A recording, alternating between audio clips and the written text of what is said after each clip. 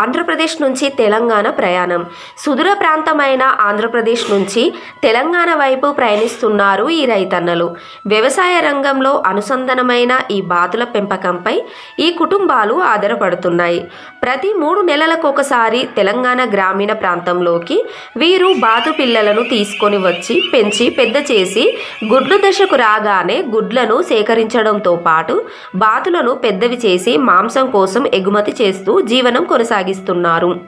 ఆంధ్రప్రదేశ్లోని నెల్లూరు జిల్లా కావలి నుంచి తెలంగాణ ప్రాంతమైన వరంగల్ జిల్లాలోని చుట్టుప్రక్కల గ్రామంలో వీరు చెరువులను ఆవాసంగా ఏర్పాటు చేసుకొని బాతులను పెంచుతున్నారు. ఎల్లలు దాటి బాతులను పెంచడంలో లాభ నష్టాల గురించి బాతుల పెంపకందారులపై ప్రత్యేక కథనం అందిస్తుంది ఈ ఛానల్. ఒకవేళ మీకు మన ఛానల్లో వచ్చే వీడియోలు నచ్చితే సబ్స్క్రైబ్ చేయండి, లైక్ చేయండి, షేర్ చేయండి, బెల్ బటన్ క్లిక్ చేయండి. మన ఛానల్లో వచ్చే మరిన్ని వీడియోలు వీక్షించండి.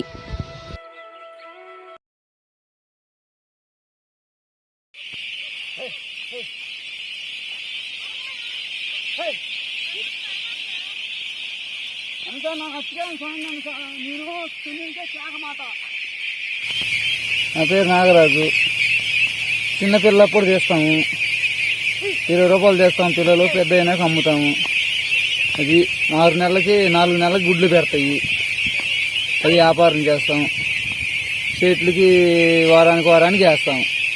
అది మేము ఎంత 7,000 పిల్లలు పెడితే ₹1,00,000, ₹1,30,000 అట్లా అయ్యిద్ది. అది దానా గీనాకి 1,00,000 పెట్టుబడి అయ్యిద్ది. 7,000 పిల్లలకి 2 లక్షలు 2.5 లక్షలు అయ్యిద్ది.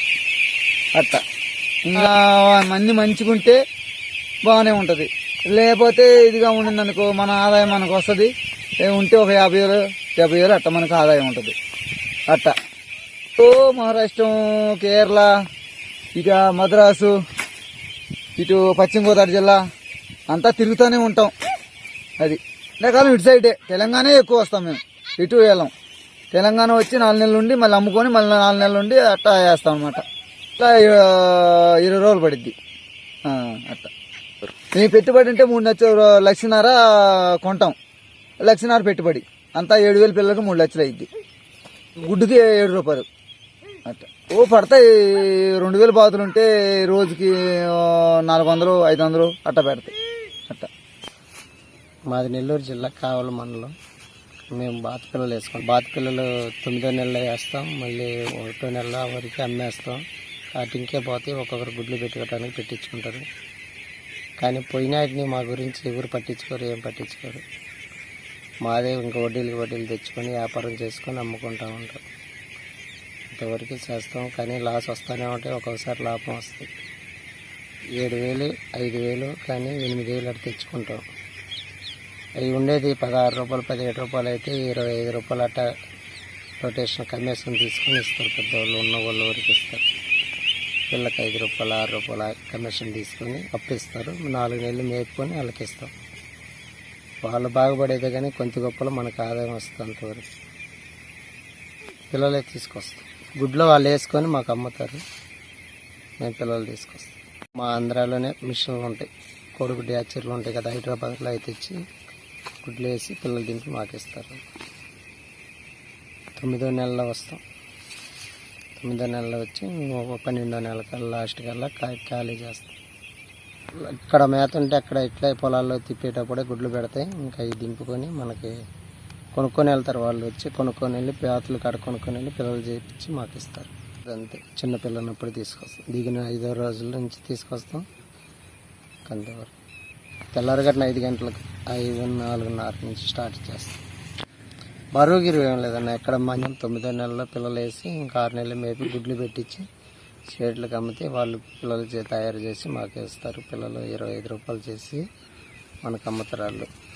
ఇంకా 4 నెలలకి అవి అమ్ముడు కొన్ని పుంజులు ఉంటాయి, దాంట్లో వేసి అవి వాళ్ళ పిల్లల బాగా తీర్చుకొని ఆడాటి వరకు గుడ్లు పెట్టించుకుంటాం. అవి పిల్లలకి తయారవుతాయి. మాది లాస్ రాని లాభం రాని మనకి ఇంకా మన బాధ్యత మనదే. మనం అప్పులు చేసుకొని వ్యాపారం చేసుకుంటున్నాం కాబట్టి అది.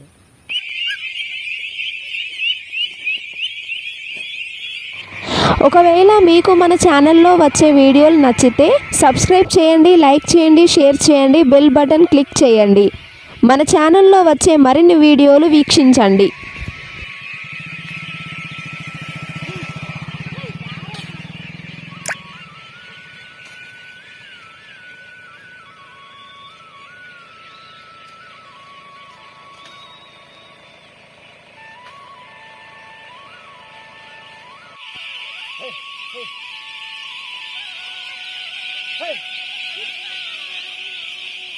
అంతా నాకు వచ్చిన నేను తినే మాట